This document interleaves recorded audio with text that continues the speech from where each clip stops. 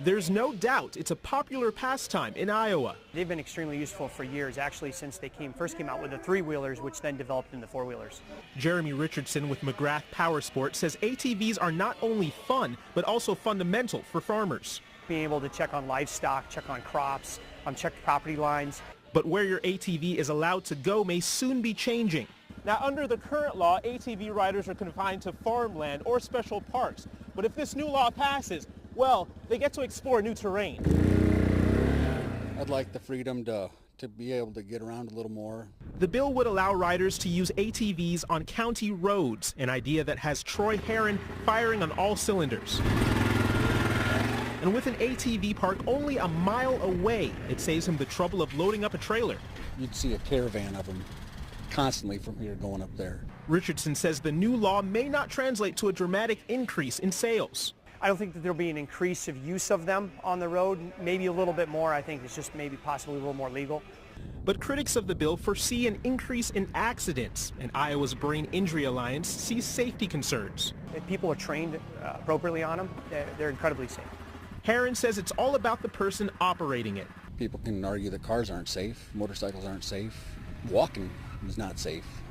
It's as safe as the driver is. Covering the corridor in Lynn County, Jason Hackett, CBS 2 News.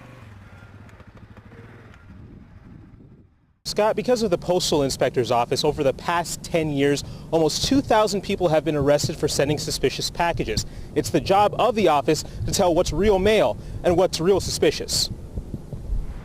Letter carrier Darren Wagner always has an eye open. When we look at a package, we know what it's supposed to look like and when something is out of place. Wagner says he's alert from the moment he picks it up. If a package is a certain type, if it's overweight, or if it's unusual, we separate it from the rest of the mail. Letter carriers like him serve as the initial line of defense, but when the risk is too great, Postal Inspector Ron Jewell steps in. We're federal agents, just like the FBI, the DEA, the ATF. Only our agency's been around longer than all of those agencies combined. Often using a variety of tools, he looks out for signs that range from the subtle, one that doesn't have a return address on it, to the more dangerous. That it's leaking. You know, maybe it's leaking a powder or another substance, or it has oily stains on it, it smells. Since the anthrax mailings back in 2001, postal inspectors nationwide have investigated more than 54,000 pieces of suspicious mail. Fortunately, all the cases they investigated turned out to be a false alarm or a hoax. I think we've got a pretty good grip. I don't see any major concerns right now for the agency. In addition to legitimate threats being rare, the Postal Service says the chance of a random threat to the general public is low. They're mailing it to go to a particular person or a particular business. Even so, if something doesn't look right, they urge you to speak up. Most people's instincts on that are pretty good. And the post office says you shouldn't just look out for suspicious packages, you should also look out for suspicious people here at the post office, especially here in the drop-off area during collection time. We're covering the corridor in Cedar Rapids. Jason Hackett, CBS 2 News. Students are climbing on top of pieces of machinery the size of an SUV and doing maintenance, 280 feet in the air. Well, at least that's what they will be doing someday. After they finish their two-year degree here, they can walk into any wind farm in the world and go to work. The wind turbine outside Kirkwood Community College is now fully operational. It's producing power for the college, and it's also serving as a tool to help students learn about the growing renewable energy industry. Students that are in our program will be able to take advantage of being able to work in there and to watch it and monitor it.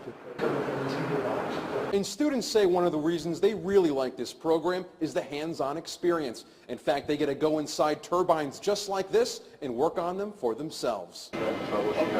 But that's not all. Across the hall, other folks are learning how to operate the wind turbine's generator on a simulator that teaches them what to do when something goes wrong. It'll be a lot easier now than getting up and trying to learn it all then.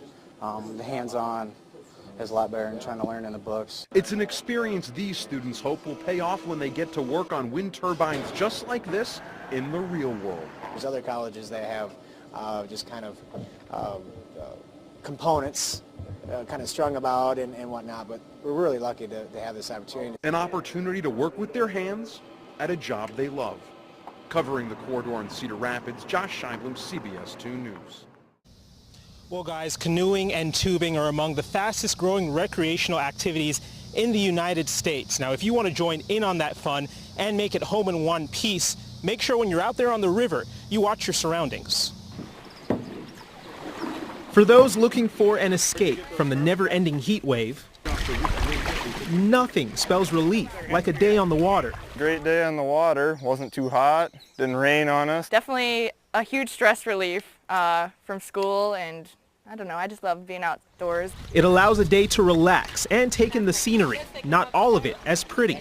Actually, there's a few huge trees that you can see were really old that were down on the banks. The debris is another lingering effect of spring flooding across eastern Iowa. As that water comes down, everything that it leaves behind is on the riverbanks or in the shallows. Joe Wilkinson with the Department of Natural Resources says large debris isn't the only post-flood issue. As you have a flood come through, it's going to scour out new holes, it's going to deposit sediment. Meaning your favorite river spots may have changed since last year. There may be a sandbar there now, or that may be a deeper hole. It may not be that 2-foot shallow that you're used to. Much of that change exists at the river bend.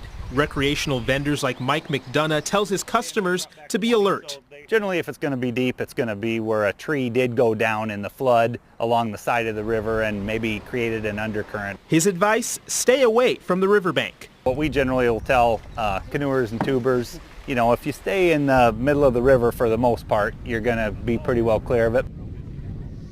And we spoke to people out there on the Maquoketa River. They say that the debris there isn't as bad as some of the other rivers they've seen, but still, when you're out there, be careful. Also, if you can, wear a life jacket, no matter if you have a lot of experience as a swimmer or not much. We're covering the corridor in Cedar Rapids. Jason Hackett, Fox 28 News.